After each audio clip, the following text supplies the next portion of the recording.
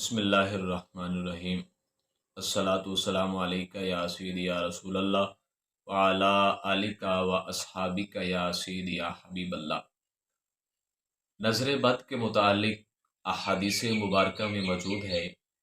حضرت جابر رضی اللہ تعالیٰ عنہ روایت بیان کرتے ہیں، نبی اکرم صلی اللہ علیہ وآلہ وسلم نے ارشاد فرمایا کہ نظر بد انسان کو قبر میں اور اونٹ کو ہنڈیا میں پہنچا دیتی ہے۔ اس حدیث مبارک نعمتوں سے نوازتا ہے، کسی بھی قسم کی کوئی نعمت عطا فرماتا ہے تو یہ ضروری نہیں ہوتا کہ ہر بندہ آپ کی خوشی دیکھ کر خوش ہو، آپ کی غمی دیکھ کر غمگین ہو، بلکہ بعض لوگ ایسے ہوتے ہیں جب اللہ تعالیٰ آپ کو نوازتا ہے تو وہ آپ کی طرف ایسی نظر بد کرتے ہیں جس کی وجہ سے بندے پر اس نظر بد کا اثر ہو جاتا ہے۔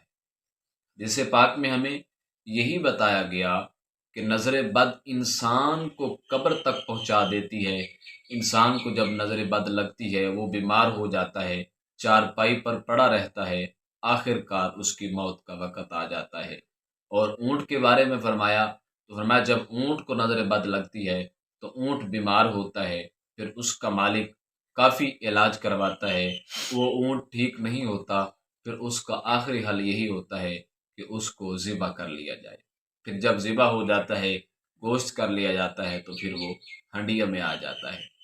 تو آج نظر بد کے متعلق ایک دو نسخے قرآن و حدیث کی صورت میں جو نظر بد کو اتارنے میں بہت زیادہ ہی مفید نظر آتے ہیں اور ہمارے ہاں یہ کیے بھی جاتے ہیں۔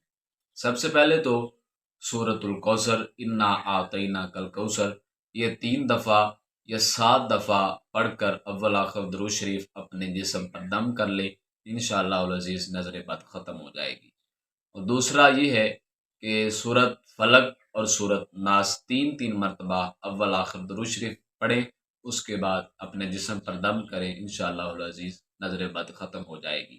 اور تیسرا طریقہ یہ ہے کہ ہمارے ہاں جو گاؤں دیہات میں بھی کیا جاتا ہے کہ لال کلر کی 7 مرچیں لیں، مرچیں لینے کے بعد اس کو جس بندے کو نظر بد لگی ہوئی ہے اس کے سر پر ان کو 7 مرتبہ گھمائیں، چکر لگائیں، سیدھی طرف اور بائیں طرف دونوں طرف لگانے کے بعد آپ دیکھیں، پھر اس میں سورۃ اخلاص 3 مرتبہ پڑھ کر پھونک ماریں، پھر اس کو آگ میں پھینکیں۔